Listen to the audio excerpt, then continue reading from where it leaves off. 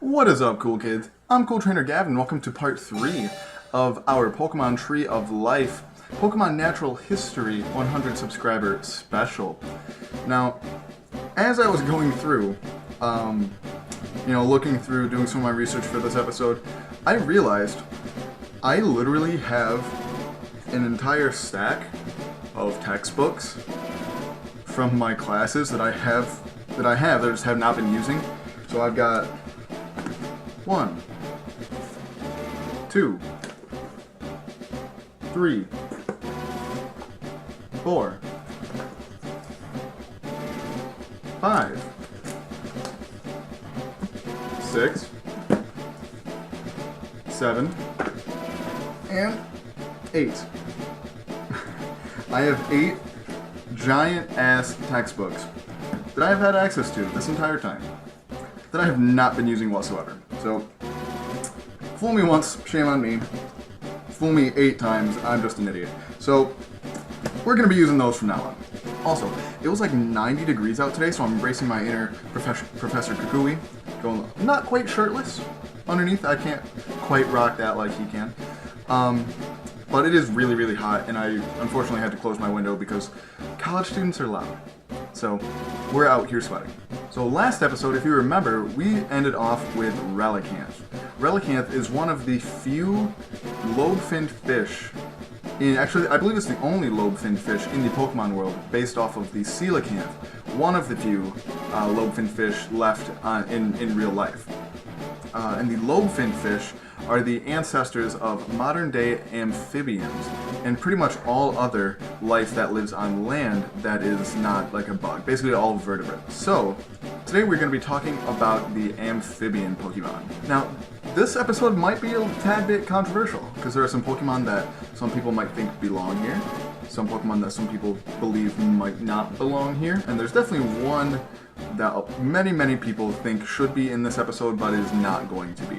We'll talk about that when we get there. So, first up, we have our Salamander Pokemon, which are Quagsire and Salazzle. So, looking at just the anatomy of a Salamander, it is very likely that salamanders were the first amphibians to come out on land, being that they still have a tail is mainly the evidence for that, and that several salamander species still possess gills in their adult form.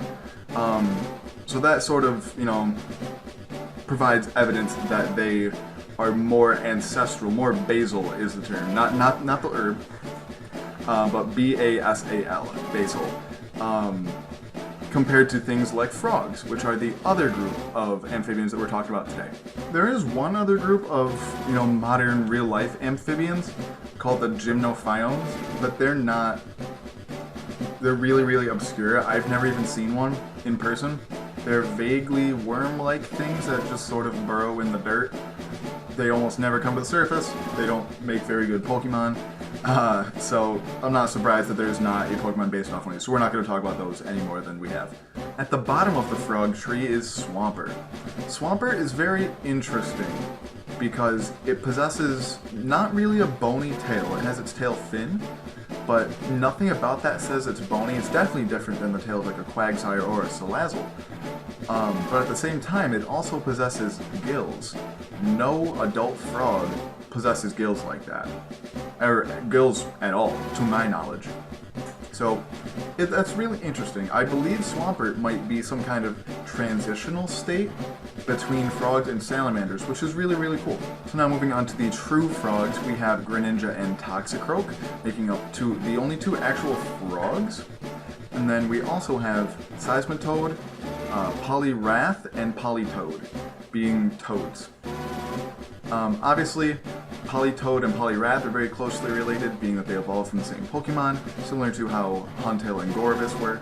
And Seismitoad is just very clearly a toad. He's got toad in his name. And honestly, that's all we have for amphibians. When I ended off last episode at Relicanth, I didn't really think about how short this episode was going to be. But, so that brings me into a little bit of a talking point about some Pokemon that some people might think should be here, but are not. The 3 big ones are Slowking, Slowbro, and probably most contentiously, Venusaur. Now, Birdkeeper Toby also kind of pondered about Slowbro and Slowking in his series. However, he put them as some kind of aquatic extinct mammal. I disagree, simply based off of the fact that Slowpoke can regenerate its tail, and no mammal species, to my knowledge, can do that. Not even extinct ones. If it's a mammal, we just do not have the capacity to regenerate entire limbs like that. It's just not possible. And you might say, oh Gavin, it's Pokemon. But that's science. You know, if we're trying to take a scientific approach to this, I'm going to be a scientist about it. Mammals can't regenerate limbs, therefore Slowpoke, Slowbro, and Slowking are not mammals. So I also thought about putting them here, simply because I didn't really know what else to do with them. You know, they're water-based, so that initially kind of made me think that they're amphibians, but one thing made me think that they are instead reptiles, and that is that they have toes, or toenails rather, or claws on their toes. No amphibian has claws. Not one. If you look, you know, you could argue that Toxicroak has the one, you know, its middle finger is kind of like a claw, but really all that is just going to be really, really hard skin. Because if you look at the rest of its toes, none of the rest of its toes have that. So that's my explanation for Toxicroak's, you know, claw on its middle finger. That's just really, really hard, really tough skin. And that automatically rules out Slowbro and Slowking from being amphibians. That also sort of rules out Venusaur, but that's not the biggest reason why Venusaur is ruled out. No. Venusaur is the first Pokemon that we have seen that has ears. Now you can sort of argue, not well, but you could, that Greninja sort of has ears by the spiky things that come off the side of its head, or that Swampert sort of has ears and its head fins, I guess. But no other Pokemon has ears that we have seen so far. And you could also sort of argue that with Slowbro and Slowking. You can't see Slowking's ears, but you can assume that they're there. And we're going to talk about that when we get to the mammal episodes, probably 3 or 4 episodes down the line, because there are a couple other Pokemon that look like they have ears, but they're really not. So, we'll get there when we get there. And for now, that's pretty much going to be it. I'm not going to tell you what I think Venusaur is, because it's probably going to surprise you.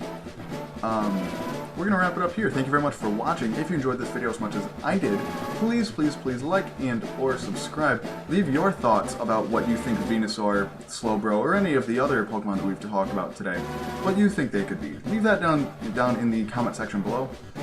And follow me on Twitter and Twitch at CoolTrainerGav. And until next time, smile later.